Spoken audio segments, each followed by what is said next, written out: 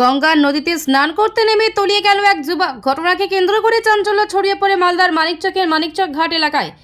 জানা গেছে যুবকের নাম সুরাজ ঠাকুর, বয়স আনুমানিক 21 বছর, বাড়ি কলকাতায়। বিগত কয়েকদিন আগে মালদার বালুচর এলাকায় পরিবারের লোকজনদের সাথে মামার বাড়ি ঘুরতে আসে ওই যুবক। এরপর সোমবার দুপুর নাগাদ পরিবারের লোকজনদের সাথে পুজো করার উদ্দেশ্যে মানিকচক ঘাট আসেন ওই যুবক বলে খবর।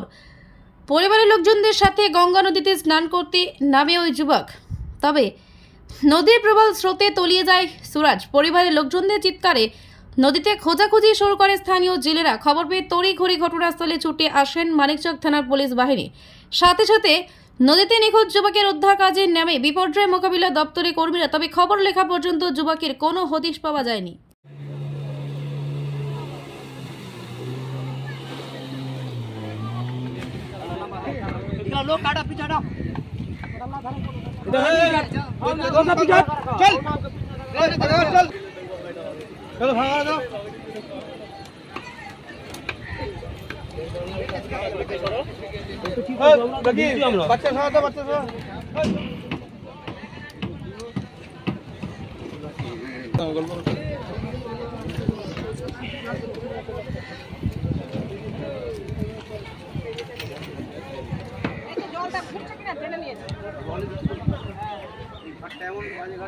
সবাই জানে অনেক অভিজ্ঞতা আছে।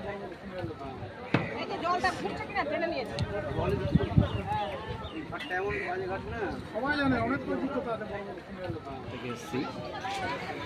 এখানে আমার ছেলে ছোট বাচ্চা, তার মুন্ডন হতো, তাই কারণে আমরা এখানে এসেছিলাম।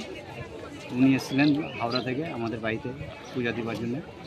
স্নান করতে গিয়ে সবাই স্নান করে উঠেছে, ওইও ওঠার চেষ্টা করেছে।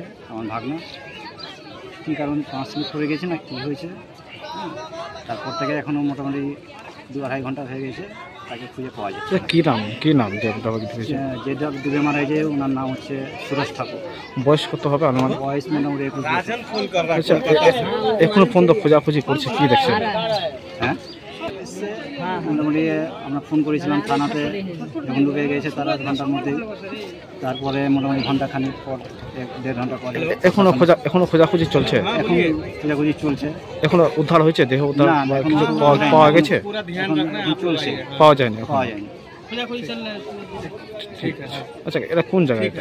এটা কোন জায়গাতে ঢুকে গেছে? মানিকচক ঘাট। ঠিক আছে। আপনার নাম? আমার নাম সন্তোষ ঠাকুর।